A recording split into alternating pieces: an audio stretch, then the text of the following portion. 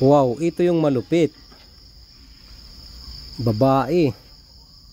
Nagpa-plastering siya sa wall. Aba, italo tayo dito ah. Oh, mabilis pati. Halain mo yun, trabaho ng panlalaki, ginawa niya. At saka maganda pa pakadali niya. Oh, professional to. Diba, professional to si madam. Madali ito siya matapos pag ganyan ang mga tiradas. Diba, oh. Tapos isa lang isa. Uy, ang galing naman. Diba?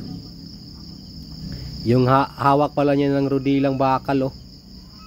Talagang malupit na, oh. Oh. Diba? Ay, may ilalagay ito niya, may ilalagay siya. May ilalagay sa ulan, tawag nito. Yung para hindi mag-crack ba? Ang tawag na yun.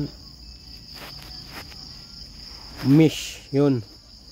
Yan o, dito natin alam kung anong ilalagay yung fiber mesh. Fiber mesh, o yan o.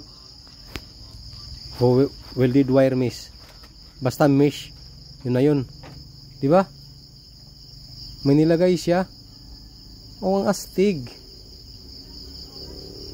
Dito lang yan sa ibang bansa may mga ganyan kadalasan nilalagay. Sa Pinas, bibihira yung maglagay ng ganyan. Dagdag gastos kasi pa yan. Oh, di ba? Magaling si madam. Oh, wow. Pero kung titingnan nyo sa baba, parang ang dumi, di ba? Lilinisan simpre yan pag tapos na. Natural lang ganyan. Kasi nagpalitada gani, di ba?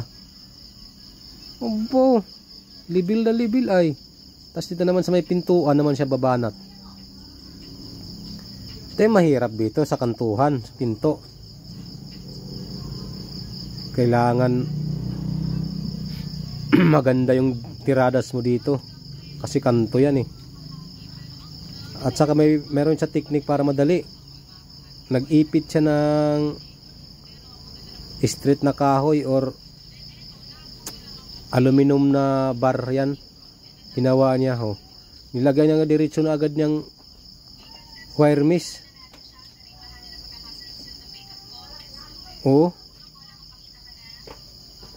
Welded wire mesh or basta or fiberglass mesh yun siguro. Manipis eh. Di ba? Ang ganda, oh. Wow. Wala nang balikan, isang tirahan lang. Kagaling naman ni madam. Kasi nga yung overhead din. Ang overhead, but ano yan, matagal yan kasi laglag ng laglag. Pero pag siyang tumiradas, saglit lang din. Wow. Oh, yes ay. Ganda. Siyagit daw dong.